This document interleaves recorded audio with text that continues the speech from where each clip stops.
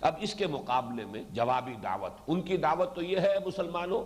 لیکن دعوت کا مقابلہ ہمیشہ دعوت کر سکتی ہے۔ اگر آپ کی طرف سے کوئی آفینسو نہیں ہے دعوت کی تو آپ کبھی بھی مقابلہ نہیں کر سکیں گے، ریزسٹ نہیں کر سکیں گے۔ دعوت کے مقابلے میں دعوت آنی چاہیے۔ وہ شرک کی دعوت دے رہے ہیں، اے مسلمانوں تم توحید کی دعوت دو۔ وہ یہودیت اور نصرانیت کی دعوت دے رہے ہیں، تم ابراہیم کی ملت کی دعوت دو۔ اب یہاں نوٹ کیجئے گا کہ ابراہیم کی ملت کہی جا رہی ہے، ملت محمد نہیں کہی جا رہی۔ یہ ہے حکمت دعوت۔ اس لیے کہ محمد صلی اللہ علیہ وسلم کی بات کی جائے گی تو ان سے تو اس وقت چونکہ وہ موجود ہیں، سامنے ہیں، ان سے کسی کو کسی اعتبار سے کوئی الرجی ہے، کسی کو کسی اعتبار سے کوئی بعد ہے، لیکن چونکہ ابراہیم جو ہے قدر مشترک ہے، جیسا کہ میں نے عرض کیا تھا کہ کوئی میننگ فل اور نتیجہ خیز دعوت و تبلیغ وہی ہوتی ہے کہ جس کو بیس کیا جائے کسی قدر مشترک پر۔ جو چیز میرے اور آپ کے مابین متفق علیہ ہے وہاں سے بات شروع کیجئے تو بات نتیجہ خیز ہوگی، ڈائیلاگ جو ہے میننگ فل ہوگی، نتیجہ خیز ہو جائے گی۔ لیکن آپ نے کوئی قدر مشترک تلاش ہی نہیں کی، یا فرض کیجئے ہے ہی نہیں، تو آپ بات کس بنیاد پر کریں گے؟ کہاں سے گفتگو کا آغاز ہوگا؟ جس کی میں نے مثال دی تھی کہ زپ جو ہوتا ہے وہ آپ نیچے سے اس کا وہ ہے جو ہینڈل ہے اس کو کھینچتے ہوئے اوپر لائیے گا تو اوپر تک وہ جو زپ جو ہے اس کے تمام دندانے آپس میں فٹ بیٹھ جائیں گے۔ ویسے جوڑنے کی کوشش کریں گے اوپر سے کبھی نہیں جڑے گا۔ وہ تو وہاں سے چلیے جہاں پر کہ مشترک ہے، جہاں جڑا ہوا ہے وہ پہلے سے، وہاں سے کھینچتے چلے جائیے، وہ جڑ جائے گا۔ تو اسی طریقے سے اس رکوع میں خاص طور پر آپ دیکھیں گے کہ اس قدر مشترک پر بات کرنے کے لیے بڑی اس میں بہت سی مثالیں آ رہی ہیں اس ایک رکوع کے اندر، کہ جب بھی گفتگو کرنی ہو کوئی قدر مشترک تلاش کرو، پھر اس سے بات کو آگے بڑھاؤ کہ جب یہ بات میرے اور آپ کے مابین متفق علیہ ہے تو بھائی اس سے یہ لازم آتا ہے، اس کا یہ منطقی نتیجہ ہے، اس کا یہ جو ہے لازمی جو ہے ہمیں کرولری کے طور پر، اب جب ایک بات آپ نے مانی ہے اصول کے طور پر تو اس کی جو کرولریز ہیں وہ بھی آپ کو ماننی چاہیے۔ اور اگر کسی شخص کے اندر کوئی ہٹ دھرمی نہیں ہے، تعصب نہیں ہے، ضد نہیں ہے تو رفتہ رفتہ وہ اس کو مانتا ہوا آئے گا آگے۔ تو یہاں آپ دیکھیں گے قولو، تم یہ کہو، آمنا باللہ وما انزل الینا وما انزل الی ابراہیم و اسماعیل و اسحاق و یعقوب والاسباط وما اوتی موسیٰ و عیسیٰ وما اوتی النبیون من ربہم لا نفرق بین احد منہم ونحن لہ مسلمون۔ اے مسلمانوں تم جواباً حملہ کرو، تم یہ کہو، تمہارا جوابی حملہ اس قول پر مبنی ہونا چاہیے کہ نہیں دیکھو ہم ایمان لائے اللہ پر، اللہ ہمارے اور تمہارے درمیان مشترک، یہ آگے چل کر آئے گا۔ قل اتحاجوننا فی اللہ وہو ربنا وربکم، کیا ہم سے اللہ کے بارے میں جھگڑا کر رہے ہو؟ اللہ تو ہمارے اور تمہارے مابین مشترک ہے، ہمارا بھی رب ہے تمہارا بھی رب ہے، تم بھی اسی کو مانتے ہو ہم بھی مانتے ہیں۔ تو یہاں پر بھی بات شروع کی گئی اس سے، آمنا باللہ وما انزل الینا، ہم اس پر بھی ایمان لائے ہیں جو ہماری جانب نازل کیا گیا، وما انزل الی ابراہیم و اسماعیل و اسحاق و یعقوب۔ اب یہاں نام گنیے تو ان میں صرف اسماعیل کا نام تو ایسا ہے ایک کہ جو ان کے لیے کچھ ناقابل قبول ہوگا، اس لیے کہ انہوں نے وہ سارے مقامات جو اللہ نے حضرت اسماعیل کو عطا کیے تھے سب حضرت اسحاق کے نام لکھ دیے ہیں، ذبیح اللہ بھی انہیں بنا دیا، تورات میں تحریفات کی، خانہ کعبہ کا معاملہ جو ہے اس کو بالکل گم کرنے کے لیے کہ تاریخ میں تذکرہ ہی نہ رہے، وہ بکہ جو ہے وہ وادی بکا فلسطین کی ایک وادی کا نام رکھ دیا گیا۔ یہ ساری تحریفیں انہوں نے کی ہیں۔ حضرت اسماعیل کو وہ مانتے ہیں، ان کی شخصیت کا انکار نہیں کر سکتے، لیکن ان کے بارے میں صرف یہ کہ وہ گھٹیا نسل سے تھے، اس لیے کہ ان کی والدہ ہاجرہ جو ہے وہ تو کنیز تھی، جبکہ اصل خاندانی جو اہلیہ تھیں، بیوی تھیں، زوجہ تھیں حضرت ابراہیم کی، وہ حضرت سارہ تھیں۔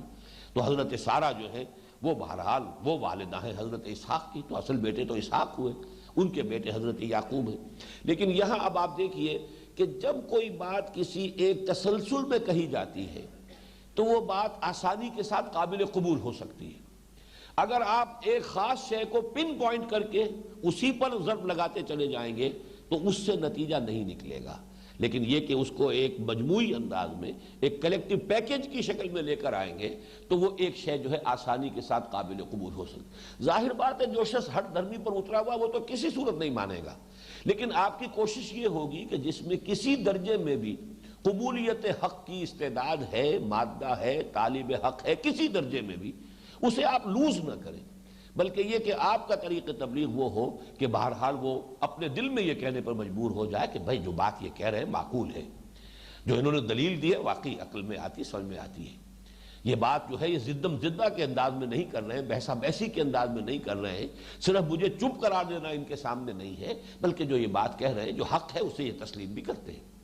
یہ جو انداز ہے اگر ہو داعی کا تبھی دعوت نتیجہ خیز ہوگی، ورنہ نہیں، ورنہ پھر مناظرہ ہو جائے گا۔ مناظرہ ایک بالکل مختلف شے ہے۔ مناظرے میں پیش نظر ہوتا ہے مخاطب کو چپ کرا دینا، چاہے وہ قائل ہو یا نہ ہو، قبول کرے نہ کرے، چپ ہو جائے، زبان بند کرا دینا اس کا۔ لیکن یہ کہ دعوت جو ہے وہ بالکل ایک مختلف شے ہے مناظرے کے مقابلے میں۔ فرمایا قولوا آمنا باللہ وما انزل الینا وما انزل، یہ کوئی انوکھی بات نہیں ہے کہ محمد پر قرآن نازل ہوا، اللہ کی طرف سے کتابیں آتی رہی، وحی آتی رہی، تم بھی مانتے ہو ہم بھی مانتے ہیں، ابراہیم نبی تھے انہیں وحی آئی ہے، پھر اسماعیل پر، اسحاق پر، ان کے دونوں بیٹے ہیں ان پر وحی آئی ہے، اس لیے کہ تیسری بیوی سے جو اولاد تھی 5 بیٹے، ان میں سے کسی کے بارے میں یہ ثبوت نہیں ہے کہ انہیں بھی نبوت عطا ہوئی ہو، اگرچہ ان کی نسل میں پھر حضرت شعیب علیہ السلام بنی قطورہ میں جو مدین جو ان کے یا مدیان ایک بیٹے تھے 5 بیٹوں میں سے، حضرت قطورہ کی اولاد میں سے، ان میں حضرت شعیب کی جو ہے وہ پھر اس نسل میں ان کی بعثت ہوئی ہے، لیکن خود حضرت ابراہیم کے ان 5 بیٹوں میں سے کسی کو نبوت ملی یہ ثابت نہیں، بلکہ یہاں سے یہ ثابت ہو رہا ہے کہ نہیں ملی، ورنہ یہ کہ ان کے نام کو بھی یہاں ضرور انکلوڈ کیا جاتا۔ تو فرمایا کہ ہم تو ایمان رکھتے ہیں اللہ پر بھی، اور جو کچھ ہماری جانب نازل کیا گیا اس پر بھی، اور جو کچھ نازل کیا گیا ابراہیم کی جانب، اسماعیل کی جانب، اسحاق کی جانب اور یعقوب کی جانب، والاسباط، اسباط سبت کی جمع ہے، سبت اولاد کو کہتے ہیں، بلکہ اولاد الاولاد، عام طور پر یہ خیال ہے کہ یہ نواسوں کے لیے ہے، سبت رسول حضرت حسین رضی اللہ تعالی عنہ کو زیادہ نمایاں کرنے کے لیے اہل تشیع نے خاص طور پر یہ سبت اسباط سے مراد نواسے لیا، بیٹی کی اولاد، حالانکہ یہ کہ اہل لغت کا اس پر اجماع ہے کہ اولاد الاولاد، چاہے وہ یعنی بیٹے کی اولاد ہو، پوتا پوتیاں، یہ بھی اسی میں اسباط میں آئیں گے، اور نواسا نواسیاں بیٹی سے جو آگے چل رہا ہے سلسلہ وہ بھی اسباط میں۔ تو جو بھی ان کی اسباط ہیں، حضرت ابراہیم علیہ السلام، حضرت اسماعیل، حضرت اسحاق، حضرت یعقوب کے پھر اسباط ہیں وہ 12 قبیلے۔ اب ان میں سے جس جس کے اندر کوئی نبوت آئی ہے، جس جس کو اللہ تعالیٰ نے اس منصب پر فائز کیا ہے، انہیں جو بھی وحی عطا ہوئی اس پر بھی ہمارا ایمان ہے۔ وما اوتیا موسیٰ و عیسیٰ، اور جو کچھ دیا گیا موسیٰ کو اور عیسیٰ کو۔ اب یہ 2 نام خاص طور پر اس لیے لیے گئے اس اسباط میں سے کہ ان دونوں کے حوالے سے وہ 2 مذہب ہیں، اس لیے کہ حضرت موسیٰ علیہ السلام کی طرف منسوب ہے یہودیت، حضرت عیسیٰ کی طرف منسوب ہے یہ نصرانیت، ان دونوں کو بھی اس میں لے آیا گیا، ورنہ یہ کہ اور بہت سے انبیاء ہوئے ہیں حضرت یعقوب کی نسل میں، وہ تو حضرت موسیٰ سے لے کر حضرت عیسیٰ تک نبوت کا تار ٹوٹا ہی نہیں، مسلسل، کلما ہلک نبی خلفہ نبی، جیسے ہی کسی نبی کا انتقال ہوتا تھا اس کا جانشین نبی ہوتا تھا، یہ مسلسل تار چلا ہے۔ اور عجیب بات یہ ہے کہ شروع میں بھی 2 اور آخر میں بھی 2، شروع میں حضرت موسیٰ کے ساتھ حضرت ہارون وہ بھی نبی تھے، آخر میں حضرت عیسیٰ اور ان کے زمانے میں ان کے ہمعصر حضرت یحییٰ کرائی فرام دی ولڈرنس، وہ بھی وہ نبی تھے۔ تو شروع بھی 2 نبیوں سے، اختتام بھی 2 نبیوں سے، اور درمیان میں تار ٹوٹا ہی نہیں۔ وما اوتی النبیون من ربہم، یعنی ناموں پر کیا دار و مدار انحصار، تمام نبیوں کو جو کچھ بھی دیا گیا اس کے ان کے رب کی طرف سے ہم سب پر ایمان رکھتے ہیں۔ وَلَا نُفَرِّقُ بَيْنَ أَحَدٍ مِّنْهُمْ، اور ہم ان میں سے کسی کے مابین تفریق نہیں کرتے۔ اس لفظ کو پہچان لیے، تفریق کسے کہتے ہیں؟ علیحدہ کر دینا۔ فرق اور خرق یہ تمام الفاظ، فلق کے معنی بھی پھاڑ دینا، خرق کے معنی بھی پھاڑ دینا، فرق کے معنی بھی پھاڑ دینا، یہ علیحدہ، یہ بھی وہ فقہ اللغہ جو قریب قریب کے الفاظ ہوتے ہیں ان کے اندر مفہوم کے اعتبار سے بھی قرب اور معنویت ہے۔ تو یہ جو پھاڑ دینا ہے یہ اس معنی میں کہ ایک رسول کو مانے ایک ان کو نہ مانے، یہ تفریق ہے۔ اس کے مقابلے میں ایک لفظ ہے تفضیل، ایک کو دوسرے پر فضیلت دینا، یہ انبیاء کے مابین قرآن مجید سے ثابت ہے۔ چنانچہ 3 پارے کی پہلی آیت ہے تلک الرسل فضلنا بعضهم علی بعض، یہ وہ رسول ہیں کہ جن میں سے ہم نے بعض کو بعض پر فضیلت دی ہے۔ تو تفضیل تو ہے، فضیلت تو ہے، تفریق اگر کی جائے گی تو کفر ہو جائے گا، کیونکہ یہ ایک ہے، ہذہ امتکم امۃ واحدہ، یہ تمہاری ایک امت ہے، تمام انبیاء اللہ کے جتنے بھی نبی اور رسول ہیں وہ ایک امت ہے۔ ان میں تفریق کی تو ایک کو بھی نہیں مانا تو وہ کفر ہو گیا، سب کا انکار ہے، ایک کا انکار سب کا انکار۔ اس حوالے سے یہ جو بات میں آپ نے دیکھا ہوگا سورہ بقرہ کے آخر میں بھی آیت جو آتی ہے لاسٹ بٹ ون، آمن الرسول بما انزل الیہ من ربہ والمؤمنون کل آمن باللہ وملائکتہ وکتبہ ورسلہ لا نفرق بین احد من رسلہ. یہ بڑی اہمیت کے ساتھ، اہتمام کے ساتھ، اس لیے کہ اصل میں اسی بنیاد پر ہم انہیں دعوت دے رہے ہیں، ہم سب کو مانتے ہیں، تم بھی مانو. تم کیوں اڑ کر رہ گئے ہو، کھڑے ہو کر رہ گئے ہو، کیوں نہیں تسلیم کر رہے؟ ہم سب کو مانتے ہیں. ہم نفی نہیں کر رہے موسیٰ کی، ہم نفی نہیں کر رہے عیسیٰ کی، ہم ان سب کو مانتے ہیں کہ اللہ کے نبی تھے، اللہ کے رسول تھے، جلیل القدر پیغمبر تھے، انہیں کتابیں دی گئی، تورات دی گئی. انا انزلنا التوراۃ فیہا ھدی ونور. ہم ہی نے تورات نازل کی تھی، اس میں ہدایت بھی تھی، نور بھی تھا. ہم نے ہی انجیل عطا کی تھی عیسیٰ کو، عیسیٰ ابن مریم کو، اس میں ہدایت بھی تھی، نور بھی تھا. ہم تو ان سب کو ایکنالج کر رہے ہیں، تسلیم کر رہے ہیں. لا نفرق بین احد منہم، ایک کی بھی تفریق ہم نہیں کرتے ان میں سے. ان کو من حیث الجماع، ایک امت کی حیثیت سے ہم سب کو تسلیم کرتے ہیں. وَنَحْنُ لَهُ مُسْلِمُونَ. یہاں نوٹ کیجئے گا ان آیات میں یہ 3 مرتبہ آ رہا ہے. نَحْنُ لَهُ مُسْلِمُونَ، نَحْنُ لَهُ عَابِدُونَ، نَحْنُ لَهُ مُخْلِصُونَ. 3 الفاظ آئیں گے، اور اس کے حوالے سے ذرا نوٹ کر لیجئے یہ 3 کے درجے قرآن مجید میں کئی جگہ پر آئے ہیں، اور حدیث جبرائیل میں بھی اسلام، ایمان، احسان 3 درجے ہیں. اسی طریقے سے سورہ مائدہ کی ایک آیت میں بھی اذا اتقوا وآمنوا وعملوا الصالحات ثم اتقوا وآمنوا ثم اتقوا واحسنوا، 3 درجے وہاں بھی بیان کیے گئے. تو یہاں پر بھی ایک معنوی حقیقت ہے اس کی، اسلام، عبادت، اور پھر آخر میں اخلاص، مخلصون، نحن لہو مخلصون. یہاں تو یہ وہ لفظ ہے جو اس سے پہلے کئی مرتبہ آ چکا، وَنَحْنُ لَهُ مُسْلِمُونَ. ہم تو اسی کے فرما بردار ہیں، اس کا حکم ماننے والے ہیں. اس نے جس کو رسالت سے سرفراز فرمایا ہم اس کو تسلیم کرتے ہیں. اللہ کا اختیار مطلق ہے، جس کو چاہے وہ چن لے، جس کو چاہے پسند کر لے. اس کی حکمت بالغہ ہے، نبوت کس کو عطا فرمائے. واللہ یعلم اعلم حیث یجعل رسالتہ. اللہ زیادہ واقف ہے، زیادہ جانتا ہے کہ کہاں وہ اپنی رسالت رکھے، کون اس کی رسالت کا اہل ہے، کس کو یہ منصب عطا کیا جائے. تو ہم خامخواہ زدم زدہ میں کسی نسلی منافرت کی بنا پر یا کسی اور عصبیت کی بنا پر کسی نبی کا انکار نہیں کرتے. فَإِنْ آمَنُوا بِمِثْلِ مَا آمَنْتُمْ بِهِ. پھر یہ فا جو ہے یہاں پر تعقیب کے لیے آ رہا ہے، یہ پوری گفتگو کے بعد. بس اگر وہ ایمان لے آئیں اس طور سے جس طور سے اے مسلمانوں تم ایمان لائے. یہ بہت معنی خیز ہے، اس لیے کہ جیسا کہ میں نے آج تمہید میں بھی عرض کیا تھا، وہ جو تمہیدی حصہ ہے اس سورہ مبارکہ کا، اس میں آیا تھا کہ کچھ لوگ ہیں جو کہتے ہیں کہ ہم بھی مومن ہیں. وَمِنَ النَّاسِ مَن يَقُولُ آمَنَّا بِاللَّهِ وَبِالْيَوْمِ الْآخِرِ وَمَا هُمْ بِمُؤْمِنِينَ. کچھ لوگ ہیں جو مدعی ایمان ہیں، وہ کہتے ہیں ہم بھی ایمان رکھتے ہیں اللہ پر بھی، یوم آخر پر بھی. وہ حقیقتاً مومن نہیں ہے، اس لیے کہ ریزرویشن کر رہے ہیں. وہاں ایمان بالرسول کا ذکر نہیں ہے، جبکہ ایمان بالرسول اگر شامل نہ ہو، بلکہ اصل تو کسی کے مسلمان ہونے کی پہلی شرط محمد پر ایمان ہے صلی اللہ علیہ وسلم. اس لیے کہ قانونی اعتبار سے، فقہی اعتبار سے جو ایمان، اصل ایمان ہے وہ ایمان بالرسول ہے. کوئی بڑے سے بڑا موحد ہو، آخرت کا کتنا ہی ماننے والا ہو، محمد کو نہیں مانتا صلی اللہ علیہ وسلم، تو من دیگر منہ دیگری، وہ اور ہے، ہم اور ہیں، ہمارا اس سے کوئی تعلق نہیں. اس لیے کہ ملت کی بنیاد بمصطفیٰ برساں خیش را کے دی ہما اوست، اگر بہون رسیدی تمام بول حبیث. اور وہاں بھی اصل میں اشارہ جو ہم نے دوسرا رکوع جب پڑھ رہے تھے تو میں نے واضح کر دیا تھا کہ وہاں یہود اور منافق دونوں ہی ہیں در حقیقت کے جو جن کی طرف روح سخن ہے. یہود بھی کہتے تھے ہمیں بھی مانو بھائی کہ ہم بھی مومن ہیں. جب ہم اللہ کو مانتے ہیں، یوم آخر کو مانتے ہیں، سارے نبیوں کو مانتے ہیں، تمہارے کہنے کے مطابق بھی ہم نے صرف 2 نبیوں کا انکار کیا نا، عیسیٰ کا اور محمد کا صلی اللہ علیہ وسلم. اگر ہم مان لیں، تم کہہ رہے ہو کہ یہ نبی ہے محمد، اور اگر ہم مان لیں کہ عیسیٰ اللہ کے نبی تھے، تب بھی زیادہ سے زیادہ ہزاروں نبیوں میں سے ہم نے صرف 2 کا انکار کیا نا. توحید کو ہم مان رہے ہیں، آخرت کو ہم مان رہے ہیں، اتنے نبیوں کو ہم مانتے ہیں، تو ہمیں بھی مومن تسلیم کرو کہ ہم بھی مومن ہیں، چاہے ہم محمد کو مانیں یا نہ مانیں صلی اللہ علیہ وسلم. یہی معاملہ منافقین کا تھا کہ انہیں اصل میں جو پس و پیش ہوتی تھی وہ اطاعت رسول میں تھی. اسی لیے آپ نے دیکھا، وہ ہم نے سورہ محمد صلی اللہ علیہ وسلم میں پڑھا کہ وہ کہتے تھے کہ اگر یہ حکم ہے واقعتاً یہ جنگ جو ہے، جنگ کرنا اور قتال کا، تو کیوں نہیں کوئی سورت قرآن میں نازل ہو جاتی. یہ محمد صلی اللہ علیہ وسلم خود ہی اپنی طرف سے جو ہے اس مرحلے کا آغاز کر بیٹھے ہیں، تو کیوں نہیں قرآن مجید میں کوئی سورت محکمہ نازل ہوتی. تو سورہ قتال پھر نازل ہو گئی. اس لیے کہ بہرحال ان کی اگر کوئی یہی حجت بازی تھی تو آخر برے کو گھر تک پہنچانا بھی ضروری ہے کہ ان کی وہ دلیل حد درجے میں ختم کر دی جائے. تو منافقین اور یہود وہ دونوں وہاں پر بھی گروپ تھے، اور یہاں پر اب اس بات کو واضح کیا گیا فَإِنْ آمَنُوا بِمِثْلِ مَا آمَنْتُمْ بِهِ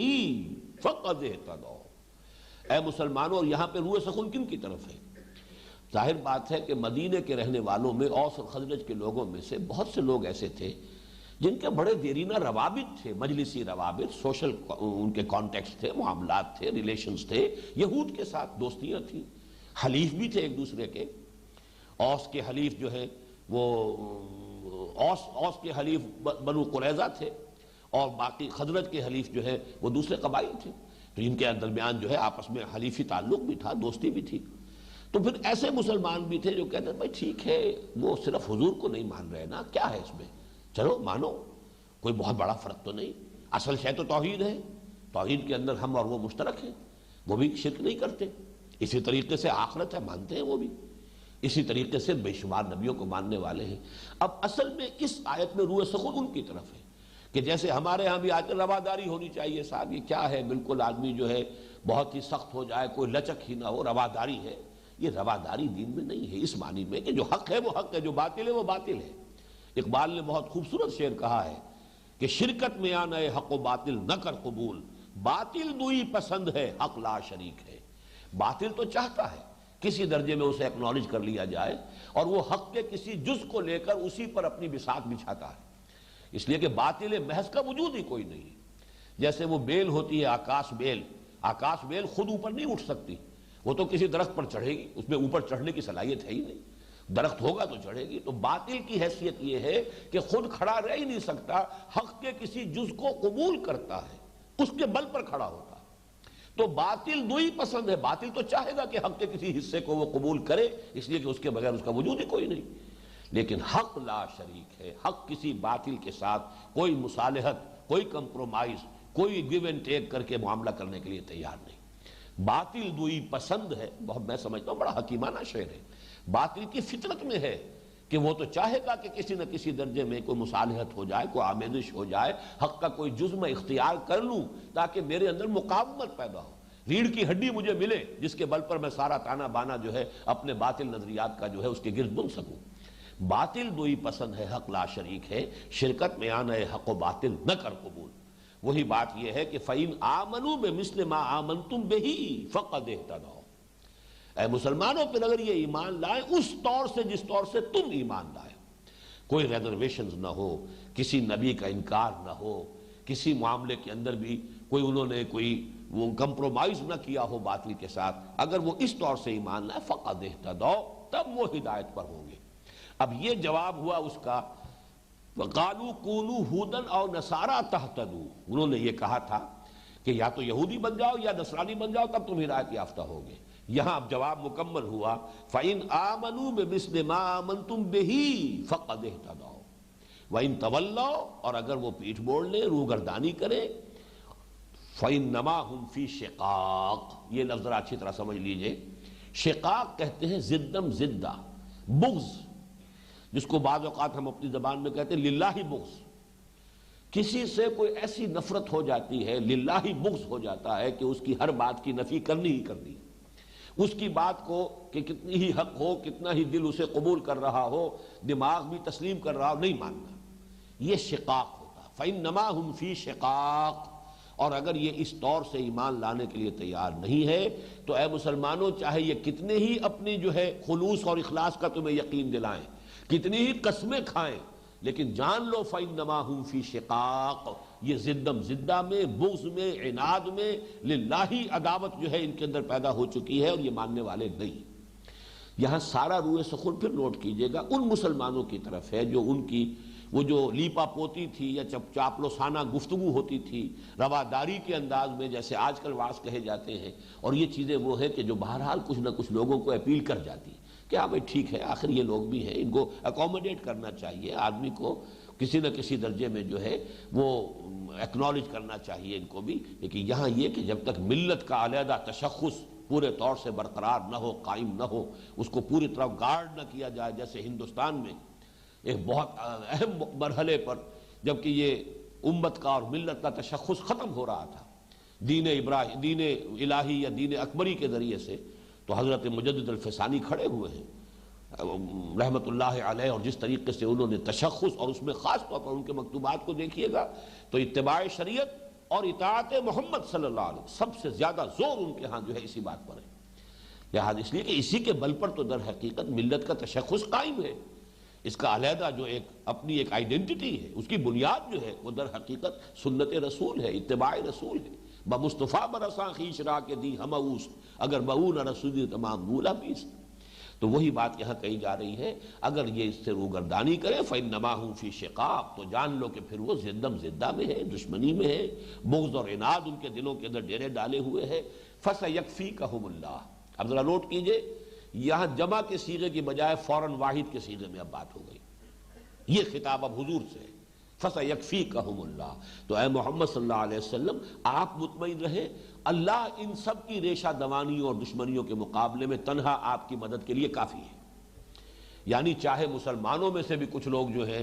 وہ ان کی چاپلوسانہ گفتگو سے متاثر ہو جائیں، وہ بھی کہیں کو رواداری کا آپ کے سامنے آ کر بھی یہ منافقین جو ہے آپ کو بھی درس جو ہے پڑھانا، سبق پڑھانا شروع کر دیں رواداری کا، لیکن آپ مطمئن رہیے فَسَيَكْفِيكَ،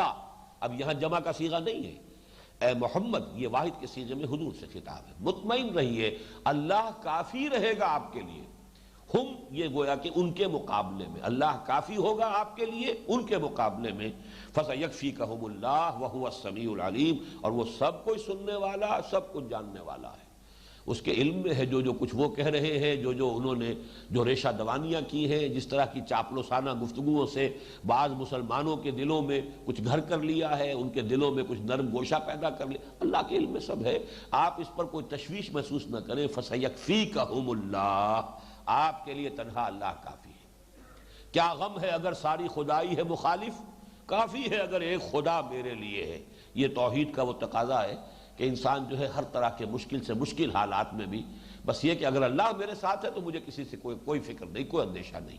یہ یقین ہونا چاہیے، بس دل گواہی دے۔ اور اگر آپ، جیسے کہ لفظ آ رہا ہے آگے، آپ مخلص ہیں اللہ کے ساتھ تو آپ کو یقین ہوگا کہ اللہ بھی آپ کی مدد کرے گا، یقیناً کرے گا۔ ہاں اگر آپ کوئی اللہ تعالیٰ کے ساتھ چال بازی کر رہے ہیں، اور آپ کا ضمیر بتا دے گا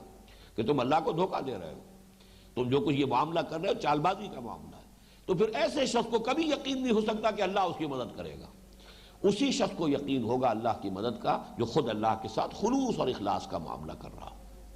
فَسَيَكْفِيكَهُمُ اللَّهُ، اس آیت کے بارے میں ایک بات اور نوٹ کر لیجئے، تاریخی حیثیت کی ہے۔ حضرت عثمان رضی اللہ تعالی عنہ، خلیفہ ثالث ذو النورین، جب انہیں شہید کیا ہے بلوائیوں نے، تو جب ان کے خون کی، بلکہ یہ کہ غالباً حضرت نائلہ کے خون کی جو چھینٹیں پڑی ہیں، کیونکہ اس وقت حضرت عثمان رضی اللہ تعالی عنہ وہ قرآن مجید کی تلاوت کر رہے تھے، مصحف کھلا ہوا تھا، یہاں اس لفظ پر فَسَيَكْفِيكَهُمُ اللَّهُ، خون کا وہ دھبا موجود ہے اس نسخے میں جو آج بھی پریزروڈ ہے، وہ نسخہ موجود ہے حضرت عثمان رضی اللہ تعالیٰ عنہ کی جو زیر تلاوت اس وقت تھا، اس جگہ پر دھبا خون کا ہے۔ فَسَيَكْفِيكَهُمُ اللَّهُ وَهُوَ السَّمِيعُ الْعَلِيمُ۔ صبغۃ اللہ، صبغۃ اللہ، اب یہاں بھی صبغہ پر تے جو ہے یہ اس پر فتح ہے، زبر ہے تا پر، معلوم ہوا کہ اس سے پہلے بھی اتخذوا صبغۃ اللہ یا نتخذ صبغۃ اللہ، کوئی ایک فعل جو ہے محذوف ہے، ہم تو اختیار کریں گے بس اللہ کا رنگ، یہ نتخذ ہوگا اگر اس لفظ کو محذوف مانے جائیں، یا کہیں اتخذوا، اختیار کرو اللہ کے رنگ کو۔ وہ اس سے مراد کیا میں بھی عرض کر دوں گا، وَمَنْ أَحْسَنُ مِنَ اللَّهِ صِبْغَةً، اللہ کے رنگ سے بہتر رنگ اور کس کا ہوگا۔ یہاں پہ یہ رنگ جو ہے، ویسے تو یہ کہ ہر شے کی ایک کیفیت جو ہوتی ہے اسے آپ رنگ سے بھی تعبیر کر سکتے ہیں، لیکن یہاں خاص طور پہ نصارہ کے ہاں چونکہ بپتسمہ دینے کا، یہ جو ان کے ہاں 7ویں دن جیسے ہمارے ہاں عقیقہ ہوتا ہے، ان کے ہاں رسم تھی کہ ایک رنگین پانی سے بچے کو نہلاتے تھے، اور یہ گویا کہ ان کے ہاں وہ رنگ تھا کہ جس سے جو رنگ چڑھ گیا اب دین نصرانیت کا اس بچے کے اوپر، تو اس کے لیے علامت تھی استباغ۔ استباغ صبغ سے ہی بنا ہے، صاد بے غین جو ہے اس کے ساتھ جو ہے استباغ جب بنے گا تے باب افتعال میں تو وہ توئے بن جائے گی، اس کے قرب کی وجہ سے، صاد کے ساتھ مقاربت کی وجہ سے۔ تو استباغ جسے کہتے ہیں وہ در حقیقت رنگ دینا ہے، وہ رنگ دینا یہ رنگین پانی سے وہ بچے کو نہلاتے تھے۔ ہمارے ہاں تو ولادت کے فوراً بعد بچے کو نہلا دیا جاتا ہے، لیکن ان کے ہاں یہ کہ ہمارے ہاں 7ویں دن عقیقہ ہے، ان کے ہاں 7ویں دن اسے ایک رنگین پانی سے نہلاتے تھے، تو اس سے گویا کہ اب وہ ان کے دین کا رنگ اس پر چڑھ گیا۔ یہ اس کی طرف تعریض ہے۔ صبغت اللہ، بس اللہ کا رنگ، اور اللہ کا رنگ معنوی رنگ ہے، یہ کوئی مادی رنگ نہیں ہے، یعنی اللہ کی بندگی کا رنگ، اللہ کے ساتھ خلوص اور اخلاص کا رنگ وہ اختیار کرو، اللہ پر ایمان کا رنگ اختیار کرو۔ صبغت اللہ، اتخذوا صبغت اللہ یا نتخذ صبغت اللہ، ومن احسن من اللہ صبغہ، اللہ سے بہتر رنگ اور کس کا ہوگا، ونحن لہ عابدون، اور ہم تو بس اسی کی بندگی کرنے والے ہیں۔ اب یہاں دیکھیے گہرائی پیدا ہوئی ہے اسلام کے مقابلے میں عبادت میں، اس لیے کہ اسلام کے معنی کیا ہے؟ اطاعت، اور عبادت جب اطاعت شدید محبت کے جذبے سے کی جا رہی ہو، ہمہ تن اطاعت، ہمہ وقت اطاعت، ہمہ وجوہ اطاعت، اور محبت خدابندی کے شدید جذبے کے تحت اطاعت۔ ایک ہوتی مجبوری کو، مارے باندھے کو اطاعت، لہو اسلم من فی السماوات والارض طوعا وکرہا، آسمانوں اور زمین میں جو بھی کوئی ہے یا جو بھی کچھ ہے اللہ ہی کے سامنے جھکا ہوا ہے، اطاعت قبول کیے ہوئے ہے، چاہے اپنی پسند کے مطابق، اپنی مرضی سے، چاہے مجبوراً، تو طوعا اور کرہا۔ لیکن یہ کہ اسلام جو ہے مجبوری کے ساتھ بھی ہو سکتا ہے، اور بلکہ اسلام کے لفظ کی جو اصل حقیقت ہے وہ یوں سمجھیے کہ اگر کسی سے مقابلہ ہو رہا تھا آپ کا، اور آپ جو ہے اس سے کشاکش میں مبتلا تھے، لیکن یہ کہ عین درمیان میں آپ ایک وقت فیصلہ کرتے، سرنڈر کر دیتے، بھائی جنگ ختم، سپر انداز ختم، اگر جنگ است، اپنی آپ نے جو ذرا اپنی وہ جو سپر ہے وہ ڈال دی، گویا کہ آپ نے سرنڈر کر دیا۔ تو گردن نہادن، سرنڈر کر دینا، اپنے آپ کو سپرد کر دینا، سپردن، یہ در حقیقت اسلام ہے۔ لیکن اسی میں جب رنگ پختہ ہو جائے گا، گہرا ہو جائے گا، اپنی دلی آمادگی کے ساتھ، بلکہ صرف آمادگی نہیں، اللہ تعالیٰ کی شدید محبت کے جذبے سے اگر اللہ کی ہمہ وقت، ہمہ تن، ہمہ وجوہ اطاعت ہے تو وہ عبادت ہے۔ اس پر جو میری کتاب ہے مطالبات دین، اس میں چونکہ ایک چیپٹر یہی ہے، عبادت پر ہے، پہلا تقاضا یہ ہے، یا ایھا الناس اعبدوا ربکم الذی خلقکم والذین من قبلکم لعلکم تتقون، اور قرآن تو یہ کہتا ہے ہم نے انسانوں اور جنوں کو پیدا ہی کیا عبادت کے لیے، وما خلقت الجن والانس الا لیعبدون۔ تو دین کی اصل حقیقت اگر آپ سمجھنا چاہیں گے، اور مطالبات دین میں سے پہلا مطالبہ یہ ہے اللہ کی بندگی، زندگی آمد برائے بندگی، زندگی بے بندگی شرمندگی، تو اس عبادت کی اصل حقیقت کیا ہے؟ اور وہ ابن تیمیہ رحمہ اللہ اور حافظ ابن قیم رحمہ اللہ، ان دونوں نے جو اس کی ڈیفینیشن دی ہے وہ یہ ہے کہ غایت درجے میں اللہ کے سامنے اپنے آپ کو بچھا دینا، غایت الذل مع غایت الخضوع و غایت الحب، انتہا درجے کا اللہ کے سامنے جھکاؤ اور بچ جانا، اور انتہا درجے کی اس سے محبت، دو چیزیں جمع ہوں گی تو عبادت پیدا ہوگی، اور وہ پھر رنگ جو ہے اللہ کا رنگ ہوگا۔ صبغت اللہ، ومن احسن من اللہ صبغۃ ونحن لہ عابدون۔